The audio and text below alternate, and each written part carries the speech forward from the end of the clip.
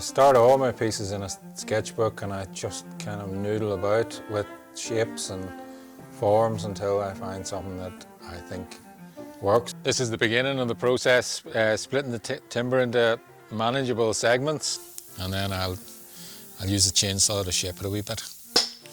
So, because it's ash, it splits lovely and cleanly. One of the reasons I work this way and I make these type of things is because I have access to large blocks of green timber. So after I've shaped with the axe, and I'd probably usually do a little more shaping,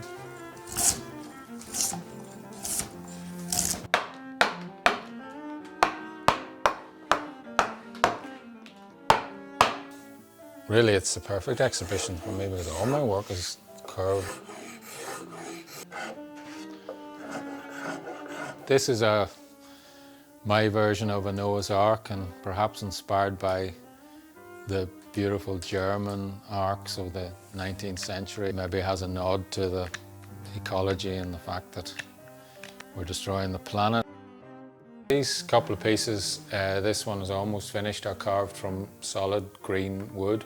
This one's carved from a solid block of green wood that I split in half and hollow out and carve the joint in the lid to fit it back together. And similarly, this is a solid green piece that it still needs its lid. Hopefully will be finished in time for the exhibition.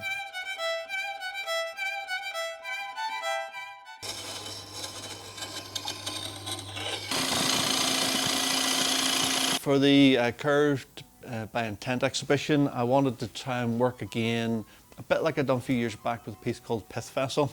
I tend to feel that my sort of strongest work is work that says something about the material.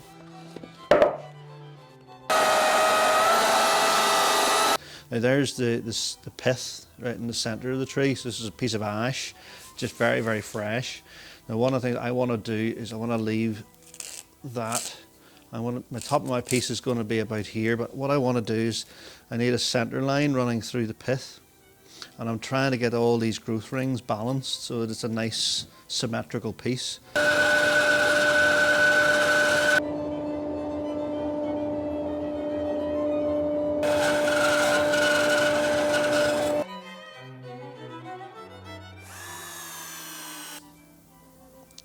So yeah, I'm going to cut and shape the rim and then lay in the twig. So the twig will have to be kind of bonded into the wall of that.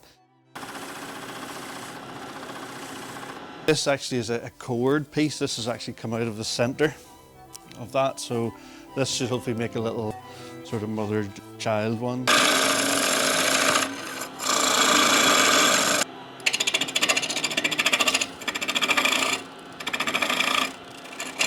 Beautiful, beautiful curves in it. So, and then they migrate and change. So we'll go from end grain to long grain. So you get these lovely patterns. So it sits very nicely with the curves that I'm going to be cutting into the rim of this piece.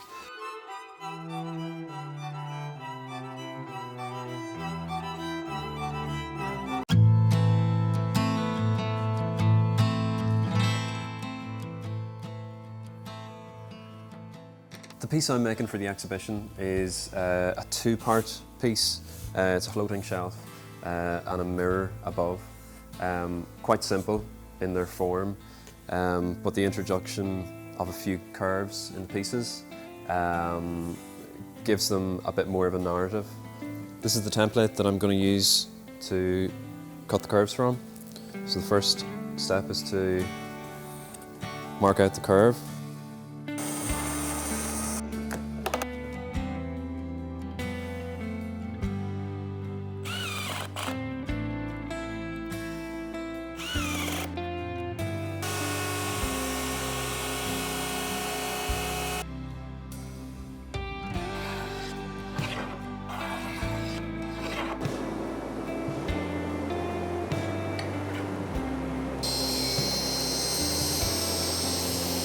The internal layers have been cut with the router, and although they're fairly smooth and consistent, there's going to be slight inconsistencies across the surface. So the next process is to sand these so that they give a nice, smooth and uniform surface to apply the veneer.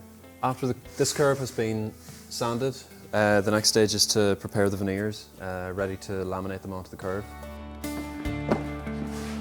In order to laminate the veneer onto the curves, I use a vacuum bag, and the benefit of that is that there's an even pressure across the whole surface of the veneer. So I'll be applying glue to this whole surface and then putting the veneer onto it, taping it in position, and then putting it into the bag.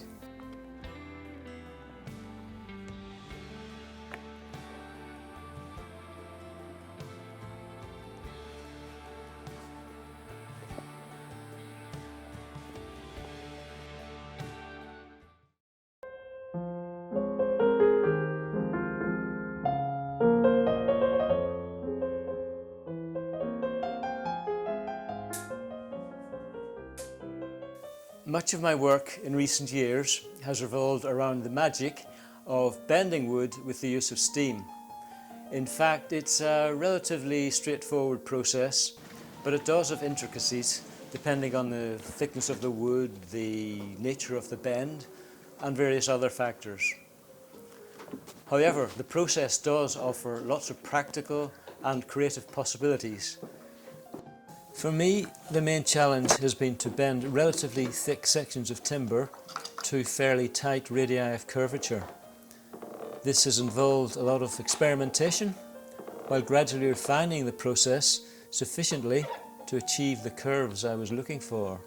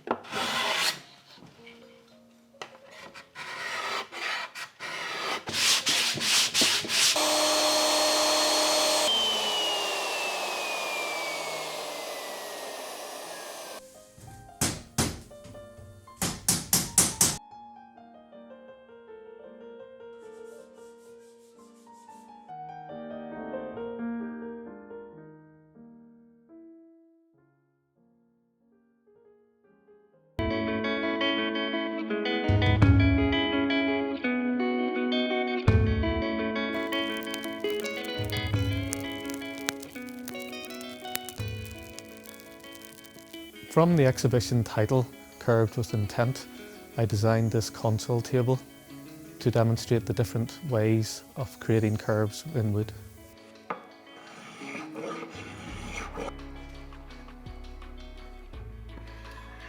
The inspiration for this piece and my work in general really comes from a variety of different areas. It can be things like the sinuous lines of Art Nouveau or the more modernist designs of Danish furniture.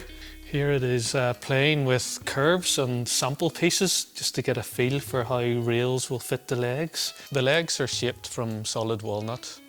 They are initially rough sawn on the bandsaw, and then the shape is refined using a series of hand planes, scrapers and spoke shaves.